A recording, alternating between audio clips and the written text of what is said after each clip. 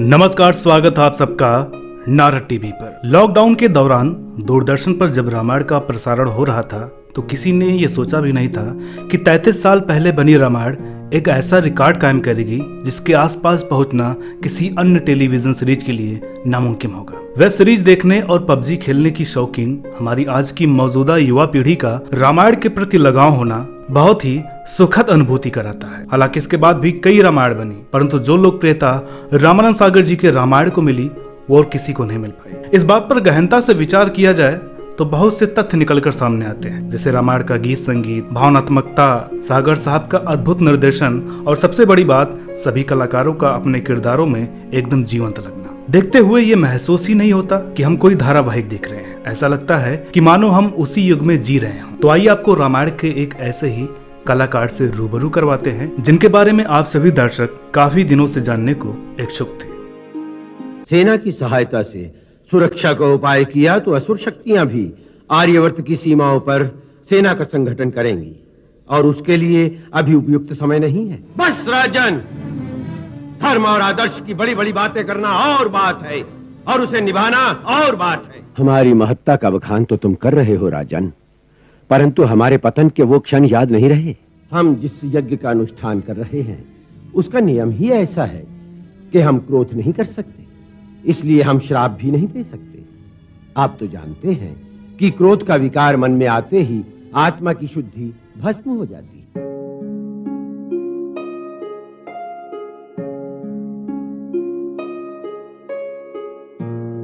विश्वामित्र रामायण का एक ऐसा पात्र जिसने असंभव को भी संभव करके दिखा दिया, जो अपनी लगन, मेहनत और तपस्या के बल पर राजा से महर्षि बने, जिन्होंने स्वर्ग में जगह न मिलने पर राजा त्रिशंकु के लिए आकाश में एक अलग ही स्वर्ग का निर्माण कर दिया, जिन्होंने राजा हरिश्चंद्र की परीक्षा लेकर उन्हें इतिहास में अमर कर दिया। इन्हीं विश्वामित्र ने राम और लक्ष्मण के व्यक्तित्व को सुदृढ़ बनाने में महती भूमिका निभाई। इसलिए जब रामानंद सागर जी ने अपने सबसे बड़े प्रोजेक्ट रामायण पर काम किया तो उनके लिए विश्वामित्र को नकारना संभव नहीं था और उन्हें अपना विश्वामित्र मिला गुजराती सिनेमा के अभिनेता श्रीकांत सोनी जी के रूप में। श्रीकांत जी के चेहरे का तेज, उनका कठोर लेकिन खरा स्वर इतिहास में वर्णित विश्वामित्र के चरित्र से बिल्कुल मेल खाता था। उन्होंने विश्वामित्र के किरदार को ऐसे जिया जैसे वे सच में विश्वामित्र ही हों। तो आइए जानते हैं श्रीकांत सोनी जी के निजी जीवन और उनके फिल्मी करियर की कुछ दिलचस्प बातें। श्रीकांत जी का जन्म सन 1944 में गुजरात में अमरेली जिले के लाठी गाँव में हुआ था। अपने माता पिता की 4 संतानों में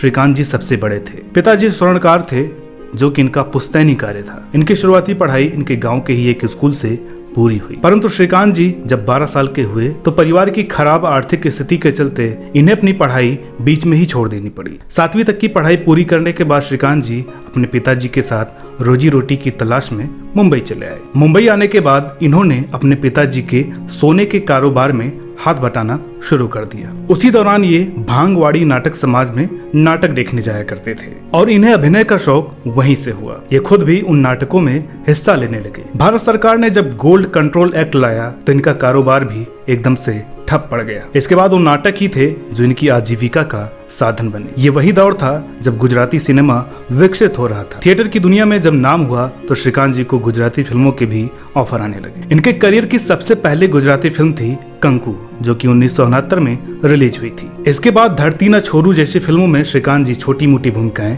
करते रहे। 1963 में इन्हें फिल्म मिली रामदेव पीर, जिसमें इनका लीड रोल था। फिल्म की सफलता ने इन्हें गुजराती सिनेमा का एक नामी अभिनेता बना दिया। इसके बाद करीब 18 सालों तक एज ए लीड एक्टर इन्होंने गुजराती सिनेमा के लिए करीब 150 फिल्में की। बाद में जब गोल्ड कंट्रोल हटा तो श्रीकांत जी वापस अपने पुश्तैनी कारोबार में लग गए। बात उस समय की है जब गुजराती सिनेमा अपने शीर्षता को खो रहा था। श्रीकांत जी अपने पुश्तैनी कार्य में तो लगे रहे, लेकिन इनका मन अभिनय से हट नहीं पाया था। अब आते हैं उस किस्से पर जब रामायण में इन्हें विश्वामित्र का किरदार मिला। इसके पीछे का किस्सा बड़ा ही दिलचस्प है। श्रीकांत जी को जब पता चला कि रामानंद सागर रामायण बना रहे हैं तो ये केवट के किरदार के लिए ऑडिशन देने सागर साहब के ऑफिस पहुंचे, परंतु सागर साहब ने इन्हें केवट का किरदार देने से इनकार कर दिया। श्रीकांत जी निराश होकर वापस चले आए। 3 दिन बाद सागर साहब के ऑफिस से इन्हें फोन आया और बोला गया, आपको पापा जी ने याद किया है, आप जल्दी से ऑफिस चले आइए। इस पर श्रीकांत जी ने कहा, लेकिन मुझे तो रिजेक्ट कर दिया गया है। जवाब मिला, पापा जी ने आपके लिए कोई दूसरा रोल सोच करके रखा है। श्रीकांत जी एक बार फिर सागर साहब के ऑफिस पहुंचे। वहां पहुंचने के बाद श्रीकांत जी को विश्वामित्र के गेटअप में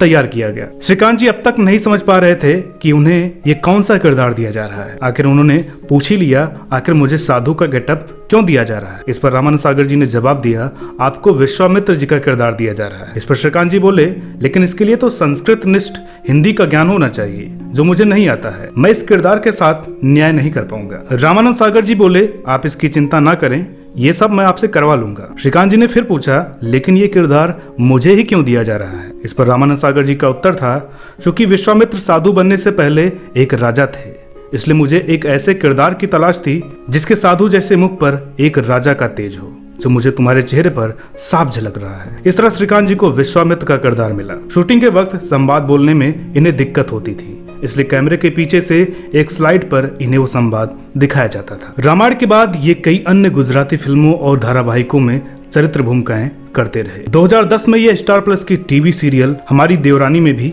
नजर आए थे। बात करें इनकी निजी जीवन की, तो श्रीकांत जी की शादी 1972 में हुई थी। इस शादी से इनकी 4 संतानें हुई। आपको बता दें, ये पूरी इन्फॉर्मेशन हमें श्रीकांत जी के सबसे छोटे बेटे दिलीप सोनी जी से मिली है। दिलीप जी भी गुजराती सिनेमा के एक अभिनेता हैं। 28 अक्टूबर 2016 को श्रीकांत जी इस दुनिया को अलविदा कह गए। गुजराती सिनेमा में श्रीकांत जी के अभूतपूर्व योगदान को कभी भुलाया नहीं जा सकता है। अपने विश्वामित्र के किरदार के लिए श्रीकांत जी हमेशा याद किए जाएंगे। नारा टीवी की तरफ से इस महान अभिनेता को शत-शत नमन। तो दोस्तों, उम्मीद करते हैं कि आज का एपिसोड आपको पसंद आया होगा। वीडियो अगर आपको अच्छी लगी हो तो लाइक करें, शेयर करें, चैनल पर नए हो तो प्लीज इसे सब्सक्राइब जरूर करें। साथ ही साथ आप हमें ट्विटर, इंस्टाग्राम और फेसबुक पर भी जरूर फॉलो करें। तो दोस्तों, मिलते हैं अगले वीडियो में एक और नई कहानी के साथ। तब तक के लिए नमस्कार।